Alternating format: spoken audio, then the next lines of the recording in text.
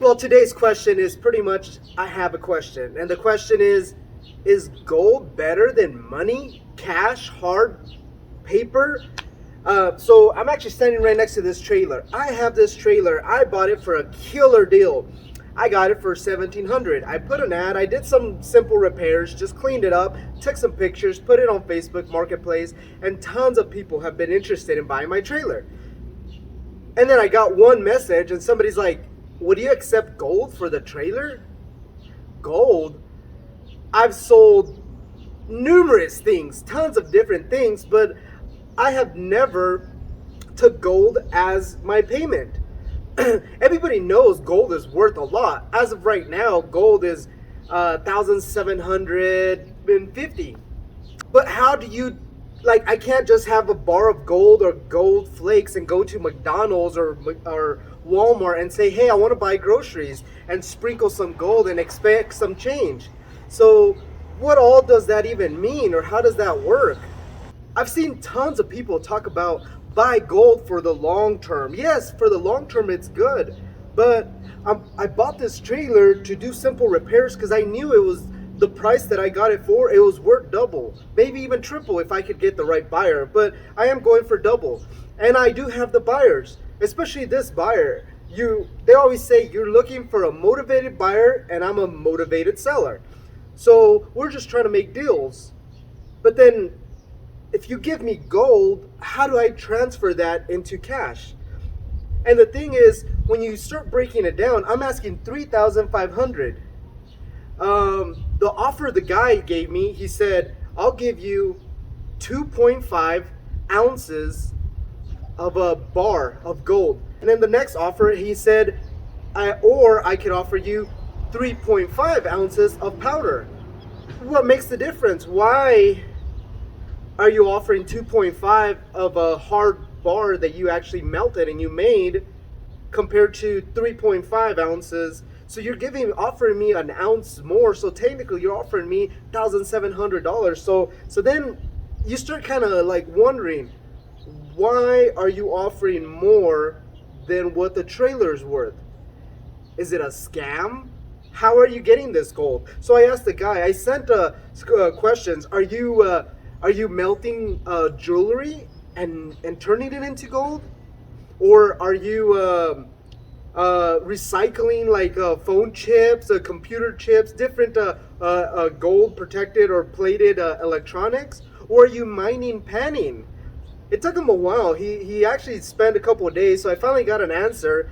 But for days I just had this question like, why is somebody offering me gold? Can't you just go take the gold somewhere and you get the cash and give me the cash? I know how to work the cash. You give me $20 and I go to any store and those $20 are worth $20. Or $100, those $100 are worth $100. There's no question. Nobody will ever say, here, would you take this $100 and say, I value those $100 as $85. What? No, it says $100. You have to take it as $100. Why is it different with gold? Because the market says 24 karat gold, it's as of right now 1,750. But every place I call and says, yeah, we'll buy the gold. One guy, I'm actually in Hatch, New Mexico. One guy offered me $1,200 for this gold. After talking to the buyer, he said that he did an acidic test. So there you'll get the gold. You'll do a 10 karat gold acid test. If it survives that, you move on to the next one. 16, 18 karat gold. If it survives that, you go to the next one. He got up to the 22 mark and it survived that. When he did the 24 karat gold, the acid dissolved the gold. And you do very small samples. Just, you don't want to melt all your gold to see if it was real gold and just disappears. But so we're talking about 22 karat gold that he mined out of the Silver City Mountains. So he actually spent months, who knows how long, you spend hours panning and pounding for a little tiny flake like a grain of salt.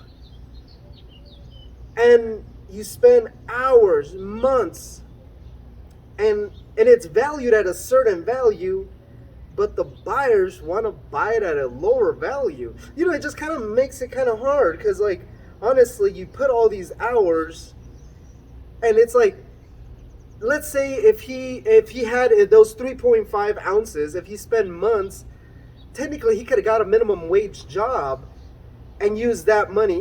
He's probably I need to talk to him. We're scheduled to talk to find out more information, and this is where I want to ask him. Like, I asked him, he said he spent months. How many months? But he must be retired, because somebody like doing this for a living, the gold rush back when everybody was moving to the west, there was tons of gold, but now you got to move entire mountains to find tons of gold. So you get all these questions, but let's get back on track. El Paso offered $1,200. So I'm like, and then I did like a Google search, we buy gold. And that's what they offered. This guy said, I need it to be in powder foam. I can't buy a melted gold bar because he doesn't have the equipment to test it. I called Albuquerque. Some said I could only buy it in a gold bar so I can get my analyzing gun and analyze the quality and the percentage of gold. Other places said as well, we could only buy in powder. So it varies. I got numbers all over. If you want to bring it down to percentage, let's break it down. So let's do some math. Let's break it down. Like I said, $100 bill, it doesn't matter if you're on one side of the US or the other side of the US, it's still worth $100. But why is a place that's 100 miles from me in El Paso, Texas, offering me $1,200 for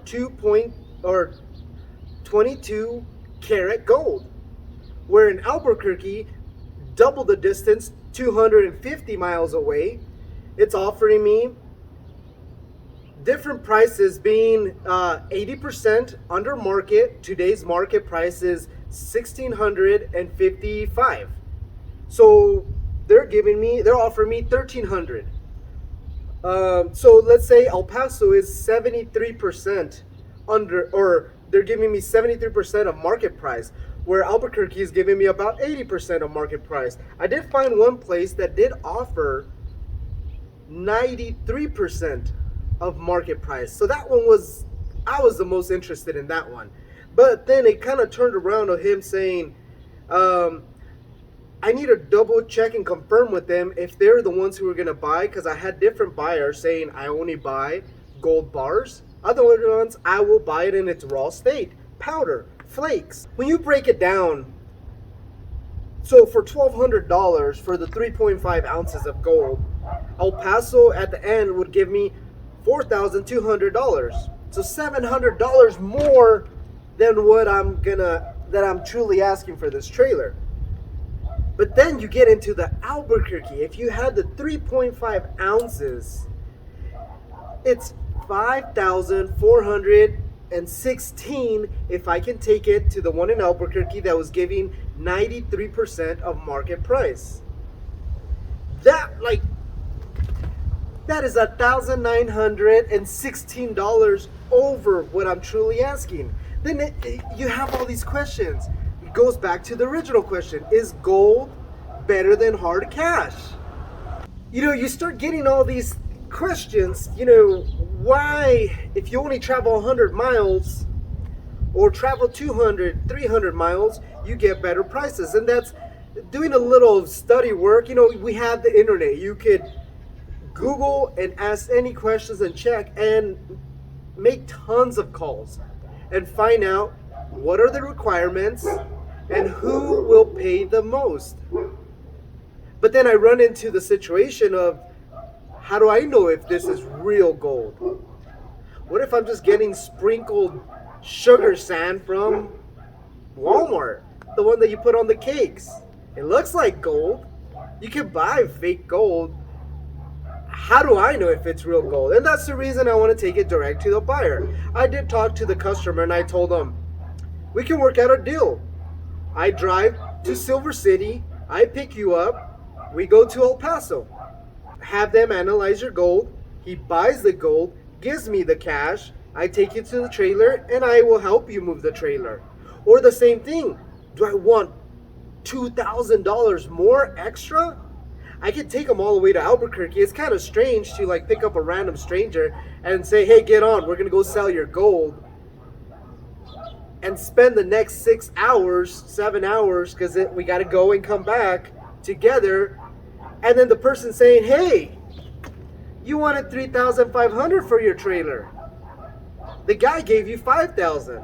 Well, yeah, but you didn't offer me money, cash. Because if you would offer me cash, I would have said, give me the 3,500 and the trailer's yours. No, you offered me 2.5 ounces in a gold bar or 3.5 ounces of gold powder. Where I decided to exchange my payment that you have gave me and what they gave me, was my decision. So you get all these kind of things, but I just wish you could just go to a local bank. There's banks in every town and say, hey, I have some gold and here you go. And that's where the whole fight comes. You know, my mentor tells me, Sergio, invest in gold. You need to have like a stash of gold. But here we're talking about ounces, and I can't even figure out how to exchange it. I have to do all this like far travel, and then the worry of trusting the person. The reason I want to take him with me is he's my insurance. The insurance of if it's fake gold and it's not worth anything, I can say, I'm sorry, but we can't make this deal. If we make the deal and I hold the gold with no insurance, he takes my trailer, and now I have this powder of gold, and they find out that it's fool's gold, the only fool is going to be me. So it's a gamble. But in business, you're always gambling. Do I want to wait and find out where does this tunnel go? Where does this actual gold payment go? I had some cash offers. I had one guy offer me $2,800. Yesterday, I almost even started texting him and said, you know what, take this thing out of my driveway, take it out and give me the money. That way I can move on to the next project. But then I'm like, is it worth risking the extra $500-$600 or $800 or $1,000, or like we had said, $1,915 extra of doing this extra muscle leg work?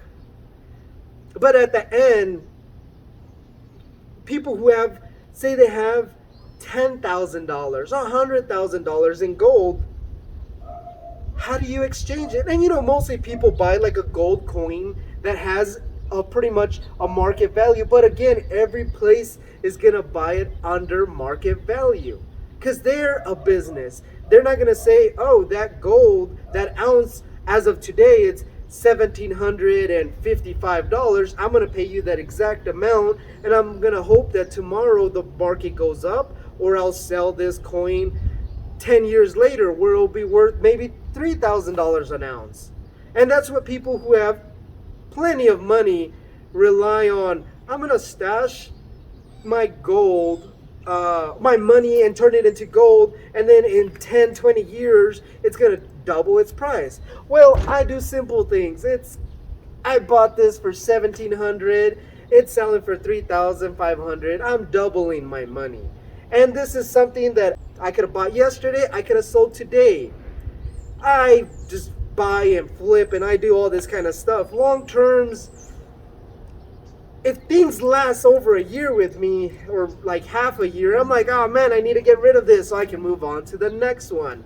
Or I start investing too much money. As you see, all LED lights were changed, new harness, repairs started being done, where the goal was to do a quick flip. And if it didn't sell really fast, I was going to do these repairs.